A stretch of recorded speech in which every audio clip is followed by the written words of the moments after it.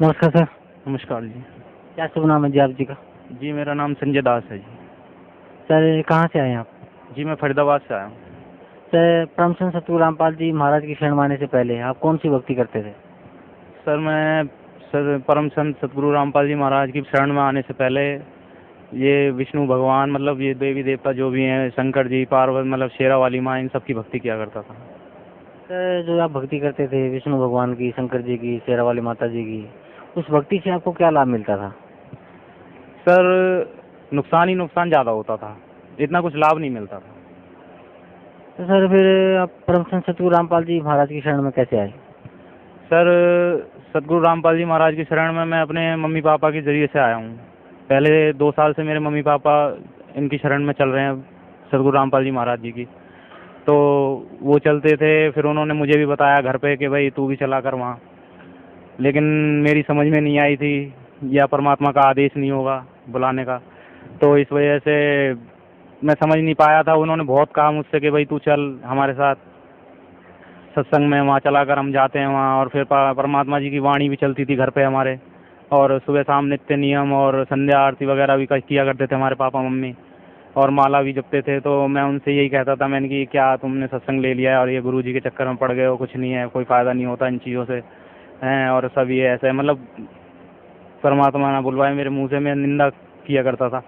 तो फिर धीरे धीरे मुझे मेरे आप मतलब उस चीज़ का मुझ पर इतना प्रभाव पड़ने लगा, लेकिन मैं समझ नहीं पाया कि मतलब मेरे घर में इतनी कलह कलेश चालू हो गई, और आए जो मतलब इतनी बुरी दशा हो गई कि हमने पुलिस थाने तक चौकी कभी नहीं देखी थी, और इतनी पुलिस थाने चौकी तक हम पहुंच गए। और उसके बाद में हमारे मम्मी पापा भी सब वहीं पहुंच गए, और फिर हमारी आपस में मियाँ भी मतलब कि वाइफ से भी मेरा झगड़ा हो गया, और वो भी अपने मैके चली गई।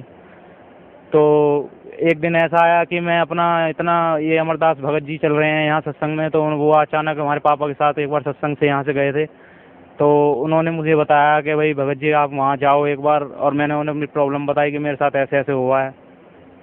तो वो बोलने लगे कि भाई आप एक बार सतगुरु रामपाल जी महाराज जी की शरण में जाओ, आपका दुख निवारण हो जाएगा। तो मैं मम्मी पापा कहते थे, उनके कहने से नहीं, क्या शायद उन्होंने इसीलिए भेजा था उन्हें मेरे घर पर कि भाई किसी न किसी तरीके से आए ये।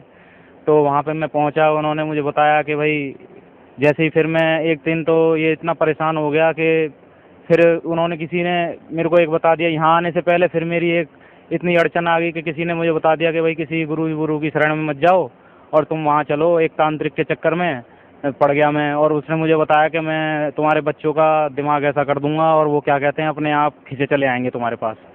तो उन्होंने कुछ तांत्र विद्या से पढ़ पढ़ा के अपना मंत्र संतर सा, और वो मुझे कुछ सामान टोटके का दे दिया, और वो मैं भी, मेरी बुद्धि भी इतनी फ्री हुई थी कि बस जाके मैंने घर में वो करना शुरू कर दिया। इधर परमात्मा की वाणी चलती थी, इधर मैं ये काम करने लगा। तो और इतनी ज़्यादा मनुष्य सी छा गई और मेरा दिमाग इतना ख़राब हो गया, मैं पागल सा होने लगा। और फिर एक दिन तो ऐसा आया, रात को 2 बजे 2-2 3-3 बजे तक मुझे नींद नहीं आती थी, और मैं एक दिन तो ऐसा आया कि मैंने सर पटकने लग गया, और मेरे मन में ऐसा ख्याल आया कि मैं कोई खुदकुशी कर लूँ या सुसाइड कर लूँ। तो फिर कुछ नहीं, तो फिर उन्होंने सुबह मैंने फिर अमरदास भगत जी को बताया कि मैं ऐसा ऐसा हुआ है मेरे साथ और मैं ऐसा करने वाला हूँ। तो उन्होंने कहा भाई ऐसा मत करो, और फिर तुम जाके, फिर मैंने मम्मी को भी बताया अपनी, तो मम्मी ने कहा कि तू पागल मत बन, ऐसे मत, तू चल मेरे साथ वहाँ सत्संग में। तो फिर उन्होंने मुझे अपने मोबाइल में गुरुजी की वहाँ वो सुनाया सत्संग, तो मेरा मन पता नहीं अपने आप ही ऐसा होने लग गया कि मैं उन अचानक मतलब ऐसा अंदर से ही फील होने लगा कि मैं इनका सत्संग सुनूं खूब, मतलब कि असर, मतलब मेरे दिमाग इतना हल्का सा होने लगा, जो मेरी टेंशन थी, जो मेरे अंदर एक बुरी भावना पैदा हो रही थी, वो ख़त्म होने लगी धीरे धीरे। तो फिर मैं उनके साथ, फिर मैंने अपनी मम्मी से अपने आप ही कहा कि मम्मी मेरे को तू लेके चल, एक बार किसी भी तरीके से लेके चल। तो हमारी मम्मी कह रही ठीक है, क्या कहते हैं, शुक्रवार का सत्संग है, तब तेरे को लेके चलते हैं।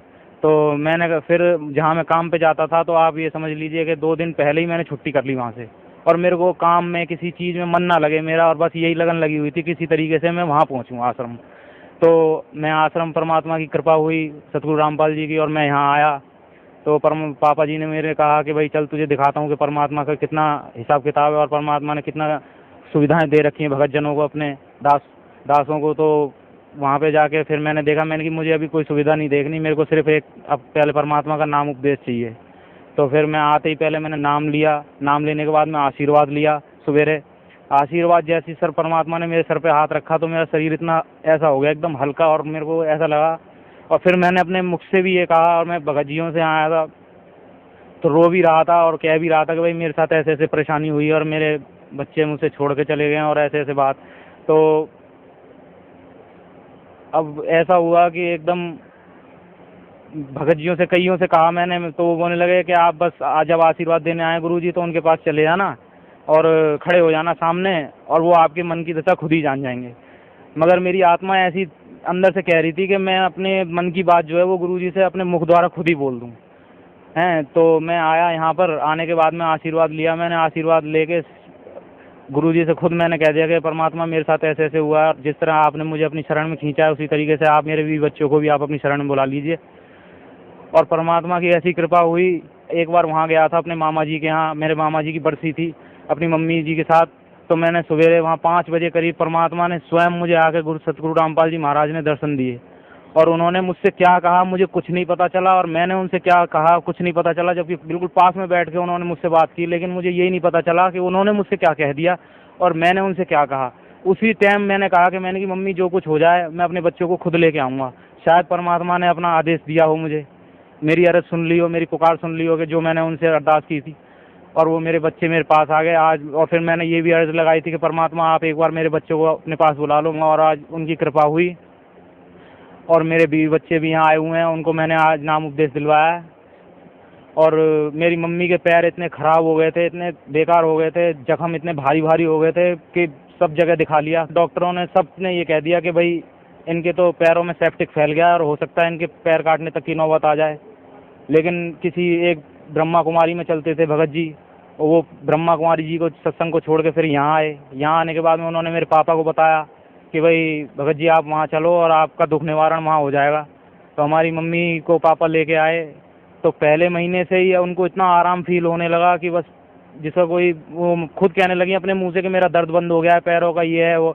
और फिर धीरे धीरे दूसरे महीने में आई, तीसरे महीने में, चौथे महीने 4 हाजिरी उनकी लगी। तो ये समझ लीजिए आप कि उनका सारा दुख जो भी जख्म थे वो सब धीरे धीरे भर गए, और गाड़ी भी आराम से वो भाग भाग के पकड़ लेती थी, जबकि उनसे पैरों से चला भी नहीं जाता था।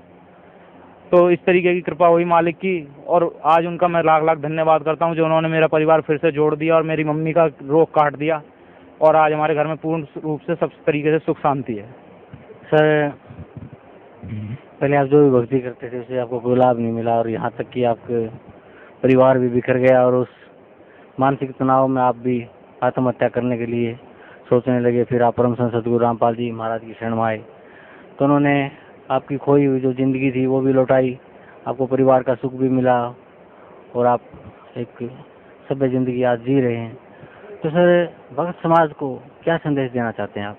भगत समाज को तो जी मैं यही संदेश देना चाहूँगा कि जो गलती मैंने की है, सतगुरु रामपाल जी एक परमात्मा के रूप में, कबीर परमेश्वर के रूप में, चोले के रूप में हैं, और उनकी किसी तरीके से कोई भगत समाज में कोई भगत अपने मुंह से किसी तरीके की कोई निंदा ना करे भूल के भी। बस अगर वो अच्छा ना कह सके तो उनके बारे में बुरा भी ना कहे, ताकि वो अपने और पाप का भागी ना बने, और जो दुख मैंने झेला है वो अपने वो दुख वो ना झेलें। और इसी तरीके से मैं यही कहना चाहूँगा कि एक बार किसी न किसी तरीके से एक बार आएँ सतलोक आश्रम, और आकर सतगुरु रामपाल जी महाराज का नाम उपदेश लेकर अपना कल्याण करवाएं, और एक बार उनका ज्ञान सुने। और जिस तरीके से लोग निंदा करते हैं, हम रास्ते में आते हैं ट्रेनों में, उस बोलते हैं कि ये गुरु ऐसा है वैसा है फलाना है ढीकड़ है, मेरे लिए तो वो भी भक्त हैं। मैं तो उनसे भी यही कहना चाहूँगा कि वो इनकी निंदा ना करें, एक बार इनके पास आएँ, इनको प्रूफ करके दिखाएं कि हाँ भाई ये इस तरीके से गलत है, तब कहें कुछ, उससे पहले कुछ ना कहें। क्योंकि वो बोलते हैं चोट हमारे दिल पर लगती है कि हमारे जो गुरु हमें, हमारे जो परमेश्वर हमें, हमारे को सुख शांति दे रहे हैं, हमारा घर बना दिया, हमारा सब काम कर दिया, और हमें ज्ञान भी दे रहे हैं हर तरीके से, उनके बारे में हम निंदा नहीं सुन सकते। जी धन्यवाद आपका, बहुत बहुत धन्यवाद। सत्य साहिब।